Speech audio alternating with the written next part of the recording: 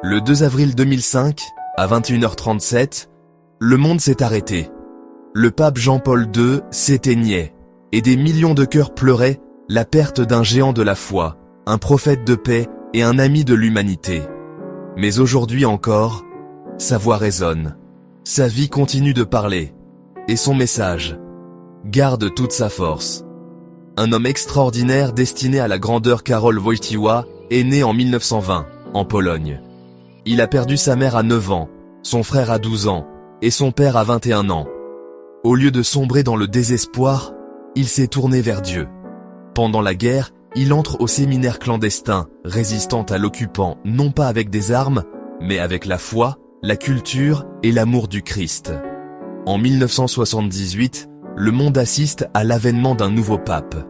Un Polonais, un acteur devenu prêtre, un athlète mystique. Il brise les codes, il parle aux jeunes, il n'a peur de rien. Il est le premier pape non italien depuis 455 ans. Et il entre dans l'histoire.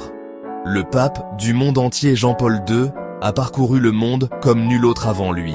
Il a visité 129 pays, faisant des milliards de pas pour aller à la rencontre des pauvres, des marginalisés, des jeunes et des malades. Il parlait 13 langues, mais surtout, il parlait le langage du cœur.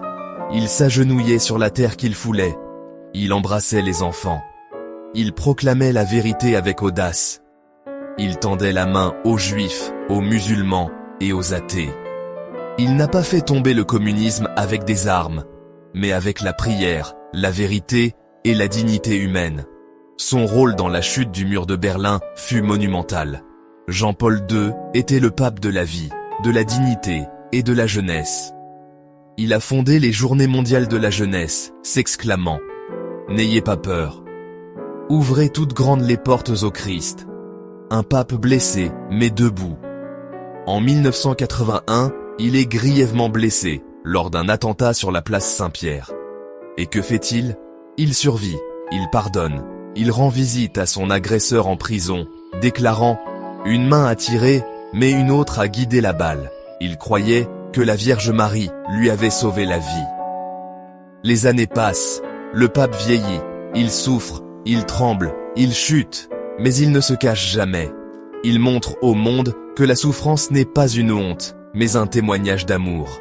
Il devient le pape de la croix, le témoin silencieux du Christ crucifié. Sa dernière leçon au monde, avril 2005. Des millions de fidèles affluent à Rome. Il prie, il pleure. Dans ces derniers instants, Jean-Paul II reste fidèle, aimant et fervent dans la prière. Son silence parle plus fort que jamais.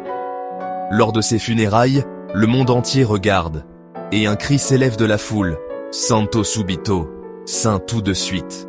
Ce jour-là, même le vent tourne les pages de son évangile, posé sur son cercueil. Comme pour dire que son œuvre continue, que l'évangile est vivant. Jean-Paul II n'est plus, mais son héritage demeure. Dans nos familles, nos églises, nos combats, nos espérances. Il nous dit encore, l'homme ne peut vivre sans amour. Et il nous appelle, vous et moi, à prendre le flambeau, à ne pas avoir peur, à ouvrir nos cœurs au Christ. Saint Jean-Paul II, priez pour nous. Abonnez-vous pour découvrir d'autres grandes figures de foi et d'espérance. Activez la cloche pour ne rien manquer. Laissez un commentaire. Quel est votre souvenir le plus marquant de Jean-Paul II ?